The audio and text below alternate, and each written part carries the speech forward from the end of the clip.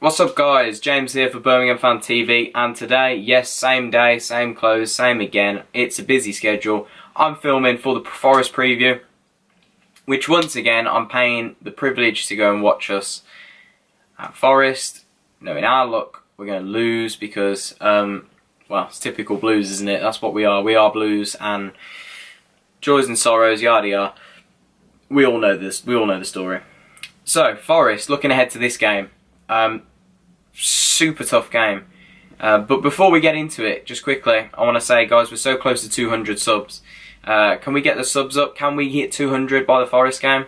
That'd be nice. I would like that. And if not, well, can you at least leave me a like? That'd be nice. 15 likes if we can hit it. That'd be great. I'm smashing out these as quick as I can. Very time consuming, but I want this channel to grow so we can have it as a big platform for debate. So anyway, let's get into the video. So looking ahead to Forest, first of all, it's not a happy hunting ground for us, is it, Forest, really? Hasn't been for many a year. I've been, I think this is my 6th trip now. I've only seen us win once there. And especially the last few years, really has not been a good place for us to go. Last year's game, it was the last game of Steve Cottrell's era. Yes, no, yes it was. Tough game, really tough game, especially with their spending this season. I'm not going to lie to you, I haven't actually seen how they've been getting on thus far. Just give me a second.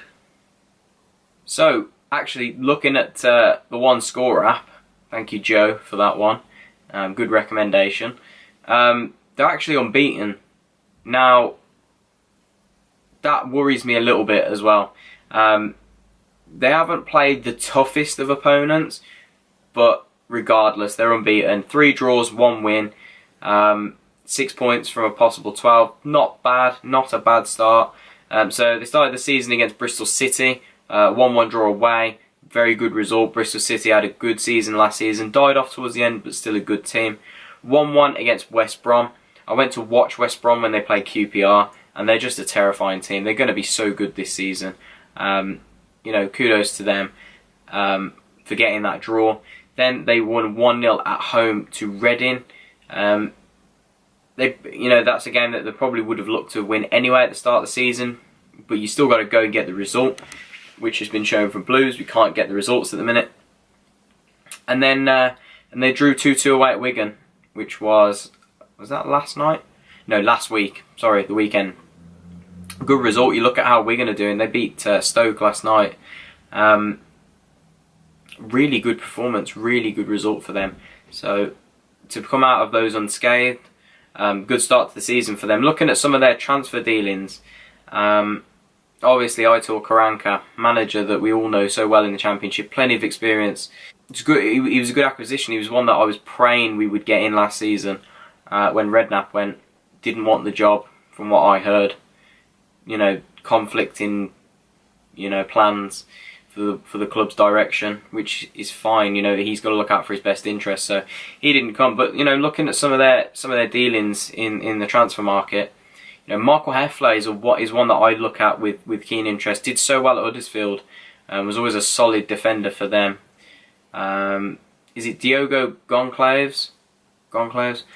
Butchering these names, but you know, they've spent a lot of money on him coming in from Portugal, and Diaz as well, and João Carvalho. Just, you know, it's you look at that sort of dealings, and it's Wolves part too, but it worked for Wolves, so you know, I'm sure they're going to be looking for it to push them into the promotion spaces, and Lewis Graben and Daryl Murphy as strikers, and I think they play Sudani, if I'm not mistaken. You know, you look at Graben and Murphy, so much Championship experience there. And Sudani, a bit of an unknown quantity for Championship teams, but I think he's had a decent start to the season. They've spent a lot, they've brought a lot of quality in. You know they're going to be a problem for us at their place, at the City ground. Tough place to go as it is. I don't expect anything out of this game. I'm going to be honest with people. I expect us to lose this game. Anything out of it, absolute bonus. But knowing Blues, we'll go there and we'll put in a stupidly good performance or something like that, completely against the odds, because that's what we do. Anyway, so looking ahead and looking at our team, I would be inclined, and I know that I've talked about consistency is key, but I would look to change up the system. A lot of people will call me stupid, but it's evident that we look alright at the back, so I'm not talking about changing up the defence. But let's switch systems going forward, see if it will work, if it's going to be more effective. And I know that people are saying that, well, it's the strikers, they can't hit, they couldn't hit a barn door from point blank range. But that's all well and good, but I don't think we opened up Bolton enough with enough clear-cut chances. Not enough one-on-ones, not enough clear sightings of goal. So maybe if we switch up the system. Now I'm talking a 4-2-3-1. That's my preferred system. I think it works so well in the Championship. It can be so effective on the break. I think Blues have got the team to be effective on the break. So looking ahead, the team I would go with, this is my personal opinion. This is not what I think he'll go with. This is what I would go with. So I'll go Camping goal. Did well against Bolton on Wednesday night. Don't really have any criticisms of him, so let's keep him in goal. Same back four, Collan, Morrison, Dean and Pedersen. All four have put in solid performances all season. No arguments there. A midfield two of Gardner and Kieftenbeld. Again, you can't really change anything there in terms of those holding two. They'll sit a little bit deeper and try and play. Try and marshal the back four. Try and make sure that the back four aren't exposed, and look to spring attacks when they can. Kieftenbeld's passing really needs to improve for me. It's not been good enough recently. So let's see if they can change that up. And then I would go for a forward three of Hotter on the right hand side, cutting in onto his left. Mags on the left, cutting in onto his right, / hitting the bylines. I think Hotter has always suited playing wide right of like a forward 3 or 4 instead of like a rigid 4-4-2. Just simply because he did that at Brentford. He either played a 4-3-3 or a 4-2-3-1, and he was all on that right hand side of the attack, and that's where he flourishes. Think to get the best out of Blues, we have to get the best out of Hotter. A lot of people saying he's a luxury player. He is, but he's also so effective. He's one of the best in the Championship. You can't deny that. His track record speaks for itself if he's played in the right way with the right players. So I would go with Mags left, Hotter right, and down the middle I would go with Shea in the number 10 role with Bogle up top. Now I'm saying this because I would like to see Blues sit in deep and try and hit them on the break. Plenty of pace in that forward four, plenty of flair, creativity that we could hurt Forest with, I think. Hotter and Mags know how to do their defensive work. They can sit in deep. It can be a 4-4-2 at times. It could switch it up. We can, we could play Shea and Bogle as a forward 2 and go back to that rigid 4-4-2. But that I think with those players in, it can become a lot more of a flexible system.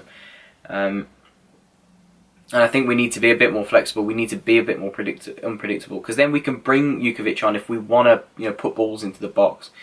But I just think that we played too many diagonals on Wednesday against Bolton that was so ineffective, so wasteful. I don't know why we were doing it, because we were hitting Jukovic and either he wasn't winning it or he was winning it, and then there was no one to pick up the second ball.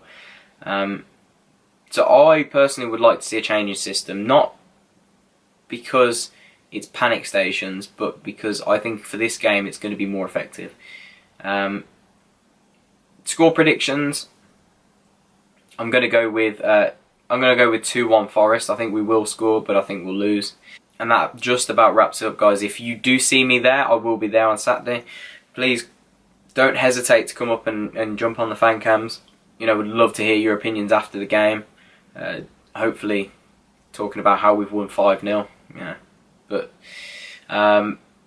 And please, guys, leave me a like and a comment, and let me know what your team would be. Would you change it? Would you not? Because